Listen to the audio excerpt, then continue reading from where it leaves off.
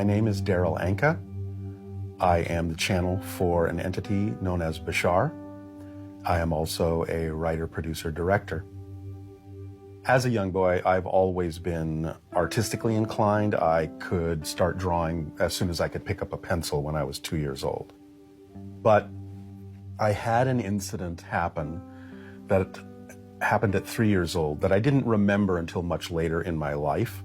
And I was playing in the living room of my parents' home. And I was, one of those things where kids make a fort with a card table and a blanket. I was underneath it, I was drawing. And what appeared to me in midair was this whirlpool of light just hanging there. Now, as a child, I didn't think anything of it because I didn't know what was normal and what wasn't. But my perception is that there was somebody communicating to me through that as if it was a window to somewhere else. For me, that became what I would consider to be the inciting incident that indicated that there was some kind of an agreement here that was going to unfold at some point in my life that had to do with the channeling. But it didn't really get triggered until 1973. In 1973, I was in my early 20s when on 2 occasions in broad daylight, a week apart, I had 2 very close UFO sightings with friends with me both times. The first time was only about 125 feet away. The second time was only about 60 or 70 feet away. Some kind of an advanced technological ship. No sound, being able to move in unusual ways. You don't think much of it until you actually see something yourself. And then your whole world turns upside down because those things weren't supposed to really exist. But seeing something like that solidly made me realize that things were much different than we were being told. So I wanted to find out more about it. I started doing the research, finding any book I could on UFO sightings. And at that time in 1973, the metaphysical section in bookstores wasn't very big. You could probably find everything on one shelf.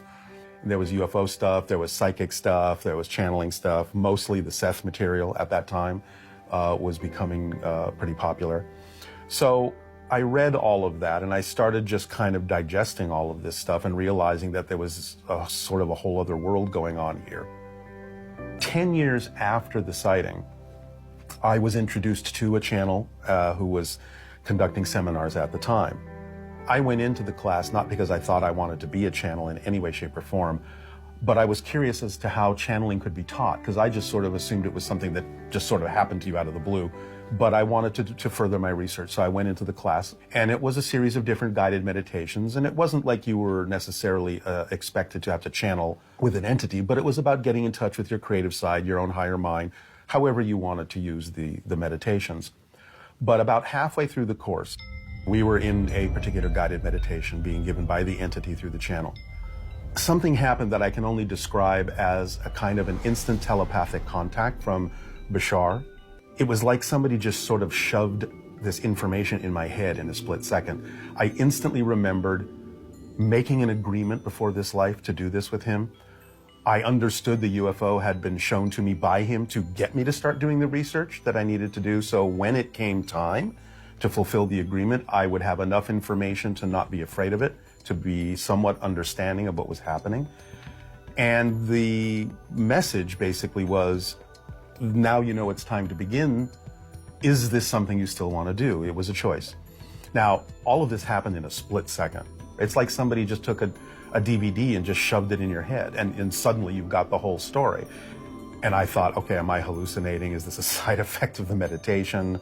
I didn't know what was going on. But the second this was happening, because I hadn't said anything out loud, the entity stopped talking to the class and turned right to me and said, there is an entity here for you right now if you're ready to begin. And in that same moment, I happened to glance behind me at one of the other classmates had somehow picked up on the image of Bashar I saw in my head, and she was sketching it on a piece of paper, his face. So I said, okay, this is not just my imagination. There's something going on here.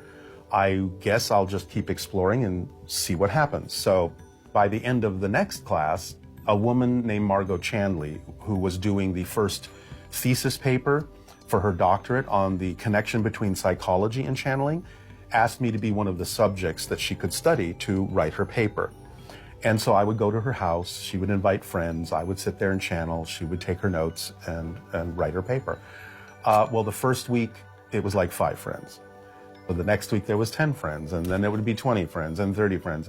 And then we had to start renting auditoriums to get all the people in. And as soon as people in other cities and other countries started hearing the tapes, they started inviting me to travel to their city or their country. And here I am 36 years later, still doing this.